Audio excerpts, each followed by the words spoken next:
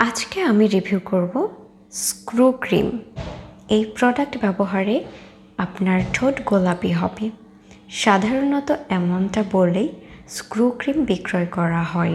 এই প্রোডাক্ট ব্যবহার করে ঠোঁটকে কি সত্যি গোলাপি করা সম্ভব? ডিটেল বলবো। জানতে হলে ভিডিওটি না কেটে পুরোটা দেখতে হবে। টিউবের ডিজাইনটা আমার খুব ভালো লেগেছে। দেখতেই পাচ্ছেন জেলের মতো, আর হালকা আঠালো ভাব আছে। এটা ব্যবহার করার জন্য প্রথমেই ঠোঁট পানি দিয়ে ভিজিয়ে নিতে হবে, এতে ঠোঁটের স্কিন নরম হবে। তারপর এই ক্রিম ঠোঁটে লাগিয়ে নিতে হবে, একটু অপেক্ষা করতে হবে। তারপর আঙুলের মাথা দিয়ে ঠোঁট ম্যাসাজ করতে হবে।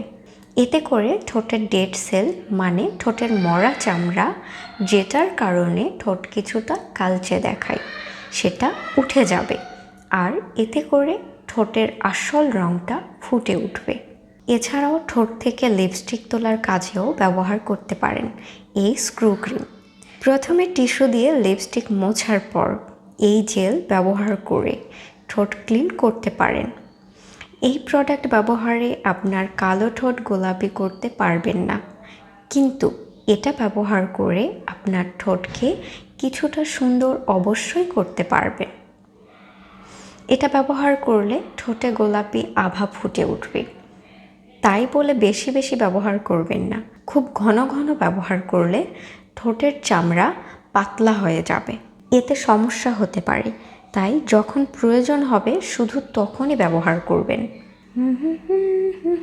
পার্শ্ব প্রতিক্রিয়া, এটা ব্যবহারে আমার ঠোঁটে কখনো কোনো সমস্যা হয়নি। যদি আপনার ঠোঁটে কোনো সমস্যা হয় তাহলে সাথে সাথে ব্যবহার করা বাদ দিবেন।